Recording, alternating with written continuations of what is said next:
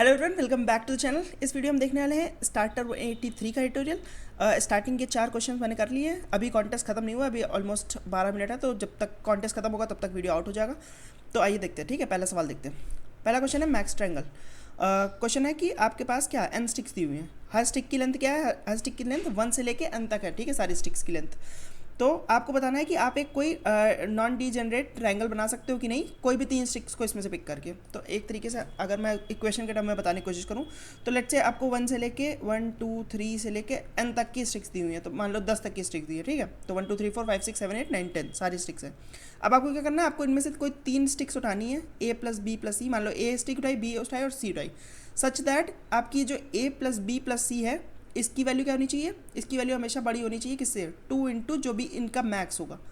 तो लेट से इनका मैक्स कुछ भी होगा, यानी कि ए बी और सी इन तीनों में से जो सबसे बड़ी एज होगी, जो सबसे बड़ी एक साइड होगी आपकी, उसका अगर ट्वाइस करो तो वो क्या होना चाहिए? वो इसका पैरामीटर। पैरामीटर क्या होता है? पैरामीटर किसी भी ट्रायंगल का होता है ए प्लस बी प्लस सी। अगर उसकी साइड्स 3 साइड्स हैं ए बी और सी, तो इसका पैरामीटर क्या होता है? पैरामीटर होता है ए प्लस बी प्लस सी। तो मतलब कि एक तरीके से इसका पैरामीटर जो वो इसकी सबसे मैक्सिमम जो एज हो उसके ट्वाइस से बड़ा होना चाहिए। ठीक, तो अगर हम देखने की कोशिश करें, अब देखो पैरामीटर क्योंकि तुम्हें मैक्सिमम चाहिए है ना, पैरामीटर मैक्सिमम चाहिए, तो तुम क्या चाहोगे? अगर मान लो तुम्हारे पास 1 2 3 4 5 ये 5 एजेस हैं, तो अब तुम्हें मैक्सिमम पैरामीटर चाहिए, यानी कि मैक्सिमम लेंथ की तुम एजेस पिक करना चाहोगे, है ना। मैक्सिमम लेंथ की तुम एजेस पिक करना चाहोगे, यानी कि तुम लास्ट की 3 एजेस पिक करना चाहोगे, है ना। अब बस तुम्हें ये मेक श्योर करना है कि जो इन तीनों का जो सम है वो क्या होना चाहिए? वो 2 इंटू जो मैक्सिमम एज है, यानी कि मैक्सिमम लास्ट वाली एज होगी, उससे क्या होना चाहिए? बड़ा होना चाहिए। ठीक, तो मैं कहता हूँ कि देखो, अगर इसका तुम क्या, अगर इन लास्ट की 3 एजेस का सम निकालो तो वो क्या होगा? वो होगा 3 इंटू जो भी तुम्हारी मैक्सिमम एज है -3। कैसे? क्योंकि देखो इसमें से क्या होगा? इसमें से -1 होगा, इसमें से -0 होगा, इसमें से -2 होगा, है ना। अगर तुम क्या, अगर सबको 5 5 में से माइनस करो, मैक्सिमम क्या है? मैक्सिमम 5 है, तो अगर 5 इंटू 3 करा मैंने पहले, तो पूरी वैल्यू आ गई कि अगर सारी एजेस 5 5 होती, लेकिन अब सारी तो 5 5 है नहीं, तो यानी कि ये एज कितनी? 2 कम है, ये एज 1 कम है। ठीक, तो टोटल 3x - 3। अब इस वैल्यू को तुम्हें क्या करना है? 2 इंटू ये जो मैक्सिमम वैल्यू है, यानी कि 5। ठीक, अब ये तुम्हें इक्वेशन सेटिस्फाई करानी है। देखो, अगर इसकी वैल्यू, अगर इस मैक्स की वैल्यू क्या होगी? अगर इस मैक्स की वैल्यू तुम्हारी किसी भी तरीके से 3 या 3 से कम हुई, अगर ये 3 या 3 से कम हुई तो क्या होगा? तो तुम्हारी ये हमेशा क्या हो जाएगा? एक ये 3 माइनस हो जाएगा ना, इसमें से एक ये 3 माइनस करके इसको 2 इंटू मैक्स बना देगा।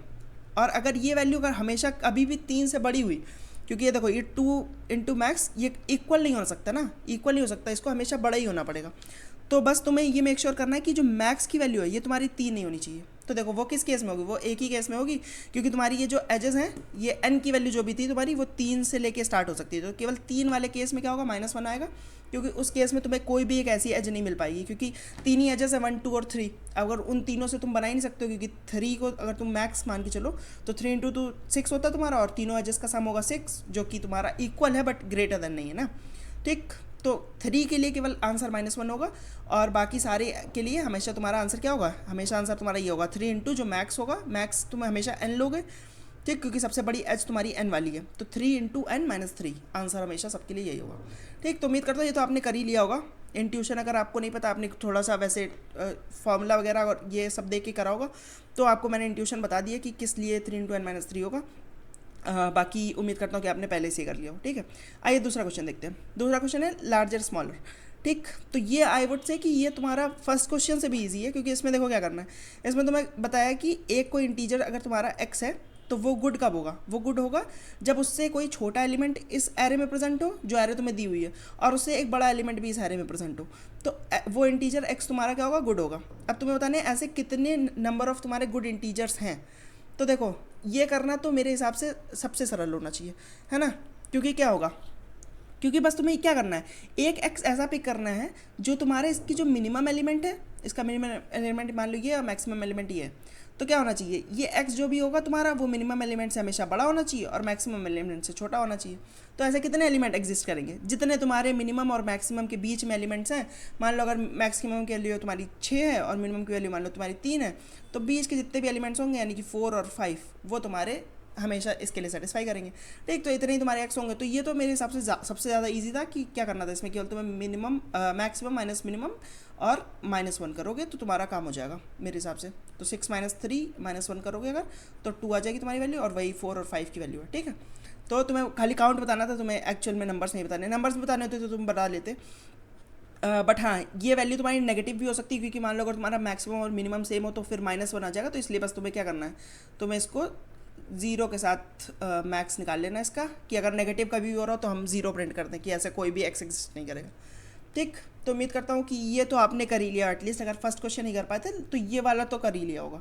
ठीक है, तो इसका कोड वगैरह अगर मैं दिखाना चाहूँ तो कोड में वैसे ऐसा कुछ है नहीं, केवल आपको मैक्स और मिन निकालना है। मैक्स और मिन निकाल लिया और फिर उसके बाद ये वाला इक्वेशन रिटर्न कर देनी है। क्या इक्वेशन थी कि मैक्सिमम ऑफ, क्योंकि नेगेटिव नहीं जाना चाहिए इसलिए हम 0 के साथ इसका मैक्सिमम निकाल रहे हैं, बाकी होगा क्या मैक्स माइनस मिन -1।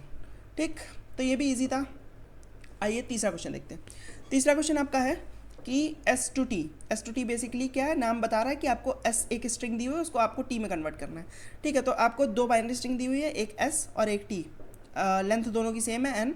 आपको बताना है कि वो बाइनरी स्ट्रिंग है, यानी कि केवल 0 और 1 हो सकता है।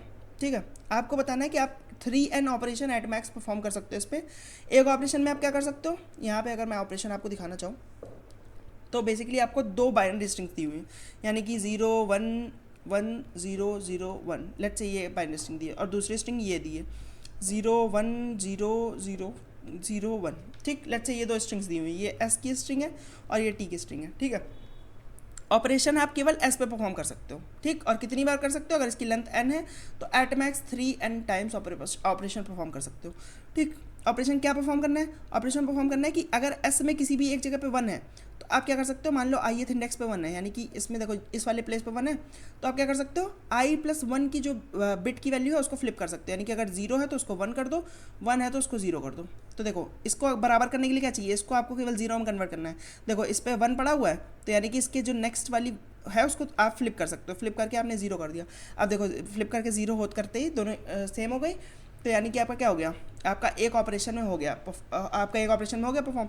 तो आपको नंबर ऑफ ऑपरेशंस प्रिंट करने हैं और साथ में किस इंडेक्स पे आपने ऑपरेशन परफॉर्म किया। तो देखो 1 बेस इंडेक्सिंग में आपको प्रिंट करना है, तो 1 बेस इंडेक्सिंग में अगर हम देखें तो सेकंड वाले इंडेक्स परफॉर्म किया तो 1 आपका लेंथ हो जाएगी ऑपरेशंस की लेंथ, और उसके बाद 2 हो जाएगा कि आपने किस इंडेक्स पे ऑपरेशन परफॉर्म किया। ठीक है, अगर आप कभी भी इसको कन्वर्ट नहीं कर सकते तो आपको क्या करना है, आपको -1 रिटर्न करना है। हो सकता है, उम्मीद करता हूँ कि आपको क्वेश्चन समझ में आ गया होगा। ठीक, देखो -1 वाला केस आपको मैं जल्दी से बता देता हूँ। -1 वाला केस क्योंकि बहुत ईजी है। -1 वाला देखो केस क्या है कि 1 जब भी आएगा तुमको, तुम्हारी S में 1 जब भी आएगा तो उसके बाद में तुम स्ट्रिंग में कोई भी चेंजेस कर सकते हो। ठीक, लेकिन लेट्स से अगर कोई ऐसा इस 1 के आने से पहले ही कोई ऐसा एक इंडेक्स था, मान लो यहाँ पे 0 था और इसमें तुम्हारी T वाली स्ट्रिंग में 1 है, तो क्या कभी भी तुम इस 0 को 1 में कन्वर्ट कर पाओगे, नहीं, कभी नहीं कर पाओगे। क्यों, क्योंकि इस पर तुम कोई ऑपरेशन ही नहीं परफॉर्म कर सकते हो ना, क्योंकि अभी तक तुमने S में कभी भी 1 पाया ही नहीं है।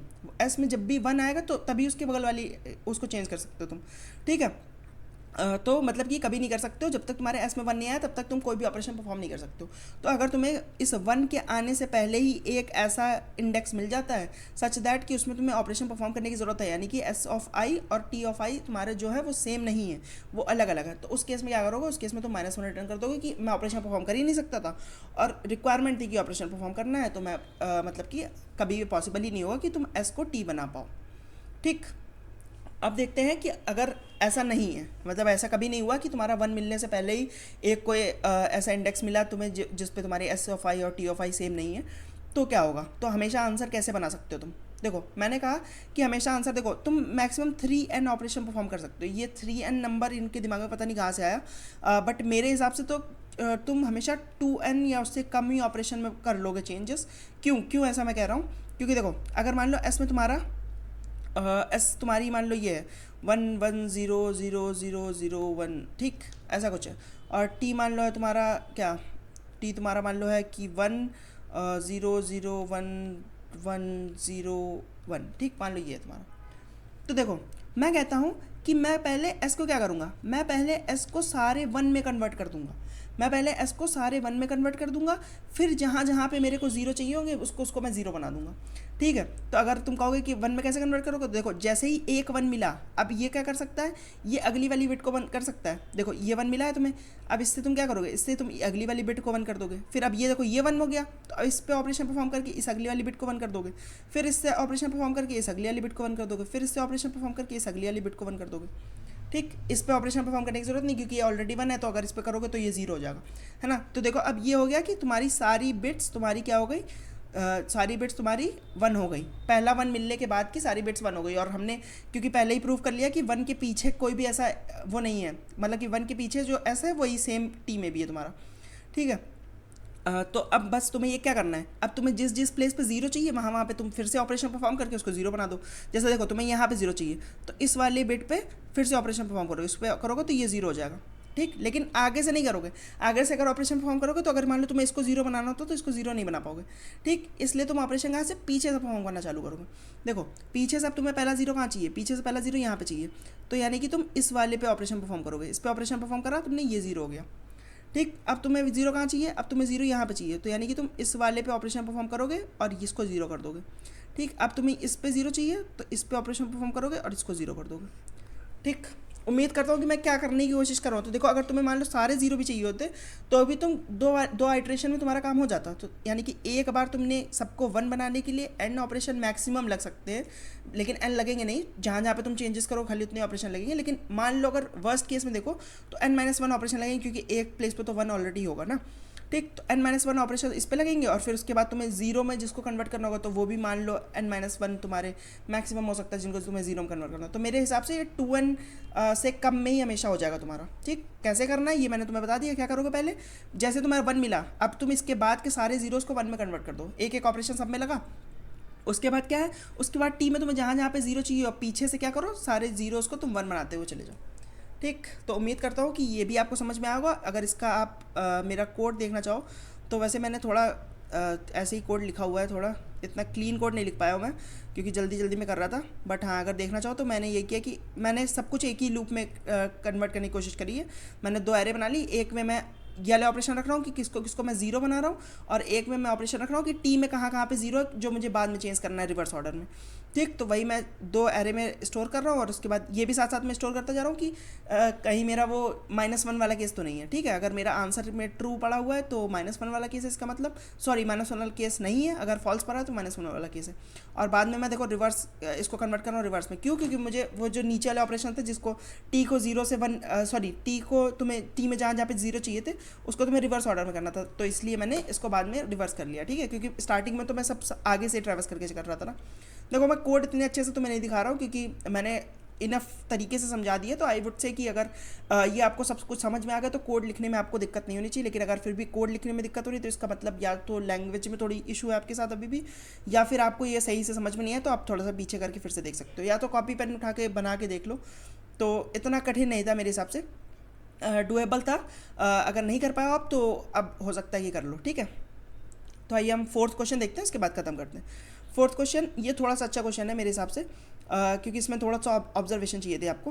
पहले तो क्वेश्चन समझना ही थोड़ा सा टीडियस टास्क है, क्योंकि क्वेश्चन थोड़ा सा जैसे लिखा हुआ है तो हो सकता है क्वेश्चन आप ना समझ पाए हो। तो आइए क्वेश्चन समझा देता हूँ। क्वेश्चन देखो बेसिकली एक तरीके से है कि आपको क्या दिया हुआ है, आपको एक कंप्लीट ग्राफ दिया हुआ। कंप्लीट ग्राफ क्या होता है, जिसमें हर एक वर्टेक्स हर एक अलग वर्टेक्स पे जाने के लिए आपके पास एक पाथ हो। तो मान लो आपके पास 4 नोड्स हैं, मान लो 5 नोड्स हैं, तो क्या होगा, तो कंप्लीट ग्राफ क्या होगा, यहाँ से आप यहाँ भी जा सकते हो, यहाँ से यहाँ की एक एज है, यहाँ से यहाँ की एक एज है, यहाँ से यहाँ की एक एज है, यहाँ से देखो यहाँ की एक एज हो गई, यहाँ की एक एज है, यहाँ की एक एज है, यहाँ की एक एज है, यहाँ से ऐसे यहाँ की एक एज है, यहाँ की एक एज है, यहाँ की एज हो गई, यहाँ की एज हो गई। ठीक, ऐसे ही तुम्हारी फिर यहाँ से देखो यहाँ की एज हो गई, यहाँ की एज हो गई, इन दोनों के बीच में एक एज, ऐसे यहाँ से देखो सब सारी जगह से। तो किसी भी पॉइंट से किसी भी दूसरे पॉइंट पे जा सकते हो। टोटल अगर तुम्हारी n नोट्स है तो n इंटू n-1/2 तुम्हारी टोटल एजेस होती हैं किसी भी कंप्लीट ग्राफ में। ठीक, तुम्हें कंप्लीट ग्राफ दिया हुआ है और तुम्हें क्या इसमें कुछ एजेस का वेट तुम्हारा क्या था, 0 था, कुछ एजेस का वेट 1 था। लेकिन अब वो भूल गया है कि किस एज का वेट 0 था, किस एज का वेट 1 था। लेकिन उसको ये याद है कि नंबर ऑफ कितनी ऐसी एजेस थी जिनका वेट क्या था, जिनका वेट 1 था। वो उसने दे दिया है टोटल कि m ऐसी एजेस थी जिनका वेट क्या था, जिनका वेट 1 था। अब तुम्हें क्या बताना है, देखो मिनिमम स्पैनिंग ट्री पहली चीज़ तो तुम्हें पता होना चाहिए। मिनिमम स्पैनिंग ट्री क्या होता है? मिनिमम स्पैनिंग ट्री होता है तुम्हारा कि मान लो तुम्हारे पास ये एक ग्राफ है, मान लो ये एक ग्राफ है, ठीक, ये ग्राफ है, ये कुछ एजेस हैं और इसके बाद इनका कुछ कुछ कॉस्ट है मान लो, ठीक, इसका कॉस्ट मान लो है 4, इसका कॉस्ट है 2, इसका कॉस्ट है 1, इसका कॉस्ट है 3, इसका कॉस्ट है लेट्स से 2, इसका कॉस्ट है 3, ठीक। तो मिनिमम स्पैनिंग ट्री होता है कि तुम्हें सारी एजेस, सारी नोड्स पिक करनी है और एटलीस्ट मतलब किसी भी नोड से दूसरी नोड पे जाने के लिए एक ना एक पाथ होना चाहिए, ठीक। ऐसा मिनिमम कॉस्ट कैसे आएगा तुम्हारा? तो देखो मतलब कि सारी एजेस तो तुम्हें चाहिए, ठीक, सारी एजेस तो तुम्हें चाहिए। अब तुम क्या करोगे, मिनिमम पाथ चाहिए तुम्हें, क्योंकि तुमको देखो इस पे जाने का तो एक ही पाथ है, तो ये वाली एज तो इसमें होनी चाहिए। और देखो कौन सी एज इसमें से तुम चूज़ करना चाहोगे, ये 4 वाली एज चूज़ करना चाहोगे या फिर तो मेरे हिसाब से ये तुम 3 वाली एज चूज़ करना चाहोगे, ये जो 2 वाली एज है ये चूज़ करना चाहोगे, और उसके बाद तुम क्या करना चाहोगे, ये 3 वाली एज चूज़ करने में मेरे हिसाब से फ़ायदा है, ये 2 वाली एज चूज़ करना चाहोगे। तो अब तुम्हारा टोटल क्या कॉस्ट हो गया, तुम्हारा टोटल कॉस्ट हो गया 3, 2, 2 और 3, यानी कि तुम्हारा 4 और 6 10 कॉस्ट, ये तुम्हारा मिनिमम स्पैनिंग ट्री। हो सकता है कोई दूसरा स्पैनिंग ट्री हो, बट अभी जो मुझे दिख रहा है तो बेसिकली क्या है कि हर एक नोड से हर एक दूसरी नोड पे जाने के, देखो अब इसमें से किसी भी नोड पे तुम्हें जाना हो तो वहाँ पे जाने के लिए एटलीस्ट एक ना एक पाथ है। और इस ऐसे ग्राफ का वेट जो है वो सबसे कम है। वेट कैसे निकलेगा, जो जो एजेस तुमने पिक करी उसका वेट का जो सम होगा, ठीक है। एमएसटी कैसे निकलता है वो तुम देख लेना, एक डीएसयू से भी मेथड होता है और एक तुम्हारा प्रिम्स वगैरह जो एल्गोरिथम होते हैं, प्रिम्स और क्रिस्कल, उससे तुम्हारा वो निकलता है। तो यहाँ पे इसका एज सच कोई ज़्यादा काम नहीं है, बट यहाँ पे काम क्या है, यहाँ पे तुम्हें क्या करना है, तुम्हें बताना है कि कैसे कितने तरीक़ों से वो, मतलब कि कितने तरीक़ों से वो ग्राफ में इन एम वेट्स को पुट कर सकता है, एम एजेस जो भी है तुम्हारी 1 वाली, कितने तरीक़ों से, मतलब कि बहुत सारे मेथड हो सकते हैं कि मान लो अगर तुम्हारे पास 3 ऐसी एजेस थी जो तुम्हारी 1 थी, तो तुम ये n(-1/2) जितनी भी एजेस हैं इनमें से किसी भी 3 एजेस को पिक कर सके, उनको तुम 1 कॉस्ट दे सकते हो ना। तो ऐसे जितने भी डिस्ट्रीब्यूशन है उन सबका तुम्हें क्या बताना है, उन सबका एमएसटी निकालो, हर एक डिस्ट्रीब्यूशन का एमएसटी निकालो, और तुम्हें बताना है कि कितने यूनिक ऐसे एमएसटी आ रहे हैं। मान लो 1 आ सकता है एमएसटी का तुम्हारा जो कॉस्ट है, 2 आ सकता है, 3 आ सकता है, तो इन सब का जो सम होगा वो सम तुम्हें बताना है, ठीक। हो सकता है थोड़ा सा कंफ्यूजिंग अभी भी हो, बट हाँ एक बार दोबारा से बता देता हूँ कि तुम्हें एक कंप्लीट ग्राफ था तुम्हारे पास, कंप्लीट ग्राफ में तुम्हें कहीं पे 1 थी एज, कहीं पे एज का कॉस्ट तुम्हारा 0 था, कॉस्ट बोल लो या वेट बोल लो। अब उसको याद नहीं है कि किस एज का कॉस्ट तुम्हारा 0 था, किस एज का कॉस्ट 1 था, लेकिन उसको ये याद है कि ऐसी एम एजेस थी जिनका कॉस्ट जो है वो 1 था, ठीक। अब तुम्हें बताना है कि इन एम एजेस को जितने तरीक़ों से भी डिस्ट्रीब्यूट कर सकते हो, जितने भी ग्राफ तुम्हारे पॉसिबली बन सकते हैं। अब हर एक ग्राफ का तुम्हारा एमएसटी कुछ ना कुछ होगा, तो कितने डिस्टिंक्ट एमएसटी बन सकते हैं उनका तुम्हें सब निकाल के देना है, ठीक। तो देखो टोटल तुम्हारे एम एजेस 1 है, ठीक।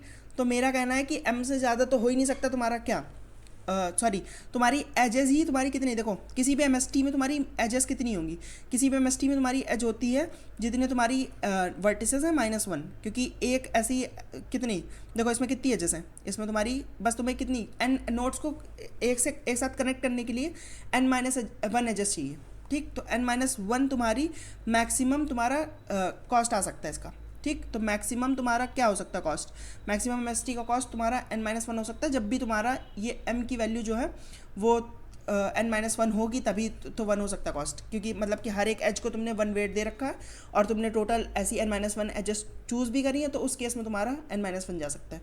तो मेरा कहना ये है कि मैंने किस तरीके से इसको अप्रोच किया था, मैंने अप्रोच किया था कि देखो मैं निकाल लेता हूँ कि मैक्सिमम कितना मेरा कॉस्ट हो सकता है एमएसटी का, मैक्सिमम कितना कॉस्ट हो सकता है, क्योंकि हमने देखा कि n-1 से ज़्यादा तो हो ही नहीं सकता, तो यानी कि कुछ ना कुछ एक ऐसी वैल्यू आ जाएगी जितना मैक्सिमम कॉस्ट हो सकता है, और मैं देख लूँगा कि मिनिमम कितना कॉस्ट हो सकता है। अब मैं ये प्रूव कर सकता हूँ कि मिनिमम और मैक्सिमम के बीच में हर एक कॉस्ट तुम्हारा बनाना पॉसिबल है। कैसे, क्योंकि देखो तुम किसी भी एक एज को, देखो मान लो तुम्हारा कॉस्ट अभी तक कितना था, तुम्हारा कॉस्ट अभी तक मान लो 3 था, ठीक। तो अब क्या करोगे, अब तुम किसी भी एक एज का कॉस्ट उठा के किसी दूसरे को दे दोगे, ठीक। तो मान लो मैक्सिमम की वैल्यू तुम्हारी 3 थी और मिनिमम की वैल्यू 1 थी, तो मैं कह सकता हूँ कि 2 भी पॉसिबल है। क्यों, क्योंकि देखो 3 जिससे भी आया हो उसमें क्या करो, तुम किसी भी एक 1 को रिप्लेस करके उसको तुम 0 से रिप्लेस कर दो, ठीक। उसको तुम 0 से रिप्लेस कर दोगे तो तुम्हारा अब क्या हो जाएगा, अब कॉस्ट तुम्हारा 2 हो जाएगा एमएसटी का, ठीक है। तो बस अब तुम्हारा क्या मेन मोटा मोटा टास्क बचा कि तुम्हें निकालना है कि मैक्स कितना आ सकता है एमएसटी का कॉस्ट और मिनिमम कितना आ सकता है एमएसटी का कॉस्ट, ठीक। अब ये देखना है हमें। तो देखो मेरा कहना है, अब कोई भी हम एक एग्जाम्पल पिक कर लेते हैं और उसके लिए हम बना के देखते हैं, ठीक है। तो उसके लिए अगर हम बना के देखेंगे तो आपको ज़्यादा समझ में आएगा। तो देखो जैसे ये 6 और 9 वाला एग्जाम्पल पिक कर लेते हैं, ठीक। मतलब कि टोटल आपकी 6 एजेस हैं, सॉरी 6 आपकी वर्टिसेस हैं। किसी भी तरीके से हम डिनोट कर लेते हैं इसको। 6 आपकी टोटल वर्टिसेस हैं और आपकी कितनी सबको कनेक्ट करने वाली एजेस होंगी, ठीक। इसके यहाँ तक का एज है, यहाँ की एज है, यहाँ की एज है, इससे यहाँ की एज है, यहाँ की एज है, यहाँ की एज है, ऐसे इससे यहाँ की एज हो गई, यहाँ की भी एक एज है और एक एज यहाँ की भी है, ठीक। इससे आपकी देखो हर जगह की एज हो गई है, यहाँ की एज बच गई है आई गेस, ठीक। ऐसे इससे यहाँ की एज, यहाँ की एज, यहाँ की एज, यहाँ की एज, यहाँ की एज, ठीक। तो देखो अब तुम्हें क्या करना है, नो कॉस्ट तुम्हें किसी भी तरीके से पुट करना है। अब देखो मिनिमम एमएसटी किस तरीके से बन सकता है, मिनिमम एमएसटी बन सकता है कि तुम एक ऐसी एज पिक कर लो। देखो क्या करोगे तुम, मैंने कहा था तुम्हें कि n-1 तुम्हारा क्या, n-1 एजेस तुम्हें मिनिमम चाहिए। तो तुम क्या करोगे, तुम ऐसा ट्राई करोगे कि n-1 जीरोज़ तुम उठा लो। अब इसमें हो सकता है कि तुम्हारे पास पॉसिबल ही नहीं हो कि n-1 तुम्हारी जीरोज़ हों। तो उस केस में क्या होगा, जिस केस में n-1 जीरोज़ नहीं उठा सकते, तो जितने ज़्यादा तुम जीरोज़ उठा सकते हो उतने ज़्यादा तुम जीरो उठा लो और बाकी सारों को क्या दे दो, बाकी सारे एजेस को 1 दे दोगे। देखो जैसे मैं क्या करता हूँ, मैं ट्राई करता हूँ कि टोटल 9 तुम्हारी, उसका वेट तुम्हारा 9 हो सकता है टोटल। तो मैं क्या करूँगा, मैं वो एजेस पिक कर लूँगा जिनको मैं क्या कर सकता हूँ, जिनको मैं 0 दे सकता हूँ। तो मैंने क्या कहा, मैंने कहा कि देखो भाई मैंने 6 नोट्स तुम्हारी पिक करी, 6 नोट्स पिक करी। अब इसमें तुम्हें 5 एजेस तो एटलीस्ट चाहिए, 5 एजेस चाहिए। तो मैंने कहा कि इनमें तुम देखो जितना मैक्सिमम जीरोज़ रख पाओ उतने मैक्सिमम जीरोज़ रख लो। अब तुम्हारा ये मेक श्योर कैसे होगा कि कितने मैक्सिमम जीरोज़ रख पाओगे। तो देखो टोटल एजेस कितनी है तुम्हारी, टोटल एजेस तुम्हारी होंगी 6 तुम्हारी वर्टिसेस हैं, तो 6 × 6 - 1/2, तो टोटल तुम्हारी कितनी एजेस हो गई, टोटल तुम्हारी 15 एजेस हो गई, ठीक। 15 एजेस हो गई टोटल। अब देखो इसमें से 9 तो एटलीस्ट तुम्हारी 1 है, तो 0 वाली एजेस कितनी हो गई, 9 अगर तुम्हारी 1 है तो 0 वाली तुम्हारी 6 एजेस हो गई टोटल। और तुम्हें कितनी चाहिए, तुम्हें केवल 5 एजेस का काम है, तुम्हें केवल 5 एजेस का काम है। तो इसका मतलब कि तुम 0 वेट वाला एमएसटी भी बना सकते हो, ठीक है। 0 वेट वाला एमएसटी बना सकते हो। लेकिन मान लो अगर यही तुम्हारी इसकी वैल्यू क्या होती, इसकी वैल्यू मान लो यही तुम्हारी 12 होती, तो ठीक है। तो अब क्या होगा, अब तुम्हारी 15 एजेस हैं और टोटल 12 जो होनी चाहिए वो 1 होनी चाहिए। तो 0 कितनी हो सकती हैं, 0 एजेस केवल तुम्हारी 3 हो सकती हैं। और तुम्हें कितनी एजेस पिक करनी है, तुम्हें एजेस 5 चाहिए, तो 5 - 3 यानी कि 2 तुम्हें ऐसी एजेस लेनी पड़ेगी जिनका वेट 1 है अपने एमएसटी के लिए, ठीक। तो तुम्हारी मिनिमम वैल्यू यहाँ से आ गई, मिनिमम वैल्यू तुम्हारी कहाँ से आ गई, तुम्हारी मिनिमम वैल्यू यहाँ से पता चल गई तुम्हें। अब मैक्सिमम वैल्यू कैसे पता चलेगी, देखो मैक्सिमम वैल्यू कैसे बना सकते हो तुम, मैक्सिमम वैल्यू देखो, अगर तुम्हें कोई भी एज ऐसी कोई एज है, अगर तुम्हारी कोई भी एक ऐसी एज छूट गई जिसका मान लो, देखो तुम्हें जैसे हर एक नोट देखो तुम्हें कनेक्ट करने के लिए एक ना एक एज तो चाहिए, ठीक। तो इस नोट से निकलने वाली मान लो तुम्हारे पास 5 एजेस हैं, ठीक। अब देखो इस पूरे ग्राफ में अगर मैं बताऊँगा तो थोड़ा कठिन हो जाएगा। अब मैं मान लो ये बताता हूँ ऐसे, ठीक। यहाँ से 5 एजेस निकल रही थी क्योंकि 6 टोटल 6 लोगों से ये कनेक्ट था, ठीक। अब देखो अब इससे मान लो किसी भी निकलने वाली एज का कॉस्ट अगर 1 है, तो तुम क्या करोगे, तो तुम हमेशा वो 0, किसी भी एक का कॉस्ट 0 है, बाकी सारे का कॉस्ट तुम्हारा 1 है, तो क्या करोगे तुम हमेशा फिर एमएसटी में ये वाला 0 वाली कंसीडर होगी। एमएसटी में तुम इसको जिससे भी कनेक्ट करोगे तुम हमेशा 0 से ही कनेक्ट करना चाहोगे ना, तुम किसी भी 1 से क्यों कनेक्ट करना चाहोगे, क्योंकि तुम्हारा कॉस्ट तो फिर बढ़ ही जाएगा ना। तो अगर तुम्हें मैक्सिमम चाहिए तो तुम्हें इस आदमी को कनेक्ट करने के लिए तुम्हें ये मेक श्योर करना है कि इसका कॉस्ट तुम्हारा 1 ही लगे। तो क्या करोगे तुम, इसकी सारी एजेस को 1 दोगे। तो बस तुम्हारा काम ये है कि अब तुम जितनी भी एजेस को पॉसिबल हो सके, जितनी भी एजेस को तुम्हें सारी एजेस को 1 वेट देना पॉसिबल हो सके, उतनी एजेस को तुम सारी एजेस को 1 कॉस्ट दोगे, ठीक। उतनी नोट्स की सारी एजेस को 1 कॉस्ट दोगे। लेकिन देखो एक चीज़ तुम्हें याद रखनी है कि देखो इसको तुमने इसकी सारी एजेस को 1 कॉस्ट दिया, तो किसी दूसरे नोड की एक एज को ऑलरेडी 1 कॉस्ट मिल चुका है, ठीक। तो अब इसके लिए तुम्हें 4 और एजेस को 1 कॉस्ट देना पड़ेगा, ठीक। अब देखो क्योंकि इन दोनों के लिए तुमने एक एज को कॉस्ट दे रखा है, तो अब कोई अगर तुम्हारी तीसरी नोड आ गई तो उसकी एक एज को ऑलरेडी 1 कॉस्ट मिल चुका है और एक एज को और 1 कॉस्ट मिल चुका है। तो अब इसकी खाली तुम्हें 3 एजेस को 1 कॉस्ट देना है, ठीक। तो मोटा मोटा हिसाब ये हुआ कि तुम्हें पहली नोड के लिए 5 एजेस को 1 कॉस्ट देना है, दूसरी के लिए तुम्हें 4 को देना है, तीसरे के लिए तुम्हें 3 को देना है, ऐसे 2, ऐसे 1, ऐसे करते करते तुम्हारा कम होता जाएगा। अब तुम्हें बस पता करना है कि ये लास्ट के कितने ऐसे तुम्हारे वो हैं जिनका तुम्हारा सम क्या आ रहा है, सम उतना आ रहा है जितना तुम्हारा नंबर ऑफ 1s है, ठीक है, क्योंकि तुम क्या ट्राई कर रहे हो, तुम ट्राई कर रहे हो कि जिस भी एक एज को लो उसकी सारी एजेस को तुम वन कॉस दे दो, ताकि ये मेक श्योर हो जाए कि एटलीस्ट ये वन तो तुम्हारा आंसर में आएगा ही ना। क्योंकि अगर तुम सब में ये वन डिस्ट्रीब्यूट करने जाओगे तो इसकी कोई ना कोई एक एज ऐसी होगी जो जीरो हो जाएगी। तो जो भी एज जीरो हो जाएगी एमएसटी में तुम्हारी वो जीरो वाली एज कंसीडर होगी, क्योंकि तुम अपना कॉस्ट को मिनिमाइज करना चाह रहे हो हमेशा। ठीक, तो तुम्हें अगर इसका कॉस्ट वन लाना है, इस नोड को कनेक्ट करने का कॉस्ट वन लाना है, तो इसको सारी एजेस को वन देना पड़ेगा। अब पहली नोड की सारी एजेस को कॉस्ट देने का तुम्हें लगेगा 5, क्योंकि जितनी एजेस हैं। अब दूसरे वाले को 4 क्यों लग रहा है, क्योंकि इसने ऑलरेडी सारे सबसे कनेक्ट करने वाली एजेस को वन कॉस्ट दे रखा है ना, तो किसी न किसी एक से तो ये भी कनेक्ट हो रहा होगा। तो क्या होगा, तो वो एक एज को ऑलरेडी वन कॉस्ट मिल चुका है, अब तुम बची हुई 4 को दोगे। अब इसने एक बार वन दे दिया है, इसने एक बार वन दे दिया, तो जो तीसरी एज आएगी, जो तीसरी नोड कनेक्ट होगी, उसके लिए क्या होगा, उसके लिए 2 को ऑलरेडी वन मिल चुका है, उसको और 3 को देना है वन कॉस्ट। ठीक, अब तुम्हें क्या करना है, बस किसी तरीके से निकालना है कि लास्ट के कितने तुम्हारे ऐसे नंबर्स हैं जिनका सम जो आ रहा है वो इस m से कम आ रहा है, बराबर आए, कम या बराबर आ रहा है। क्योंकि अगर इससे ज़्यादा हो गया, मतलब कि मान लो तुम्हारे m की वैल्यू छोटी हो गई, तो क्या होगा, वो वाली एज में कोई ना कोई एक ऐसा जीरो बच जाएगा जो कि तुम्हारे MST में जीरो की तरह कंसीडर कर लिया जाएगा। तो बस अब तुम्हें यही निकालना है, ये क्या है, ये तुम्हारा है जितनी भी नोट्स हैं -1, क्योंकि उतनी ही तुम्हारी मैक्सिमम एजेस होंगी, उतने ही मैक्सिमम लोगों से कनेक्ट होगा। ठीक है, तो अब तुम्हें निकालना है कि बस n-1 से लेके कहाँ तक का तुम्हारा कॉस्ट जो है वो m या m से छोटा है। तो ये कैसे निकाल सकते हो तुम, ये तुम निकाल सकते हो बाइनरी सर्च से। बाइनरी सर्च में क्या करोगे, तुम ये चेक करोगे कि लास्ट की कितनी वैल्यूज अगर तुम कंसीडर कर लो तो उनका कॉस्ट जो है वो इस m के बराबर आ रहा है। क्योंकि अब तुम्हारी देखो ये AP है, अगर तुम इसमें से क्या, अगर तुम मान लो 3, 4, 5, अगर तुमने ये कहा कि लास्ट की 3 नोट्स उठा रहे हैं, तो लास्ट की 3 नोट्स उठा रहे हैं, तो इनमें से तुम 3 कॉमन ले लो, तो क्या बचा तुम्हारे पास, तो 1 + 2 + 3 बचा। ठीक, 3 नहीं, मान लो 2 कॉमन ले लिया, तो क्या बचा, 1 + 2 + 3 बचा तुम्हारे पास। अब देखो 1 + 2 + 3 बचा, तो इसका सम तुम ऑलरेडी निकाल सकते हो।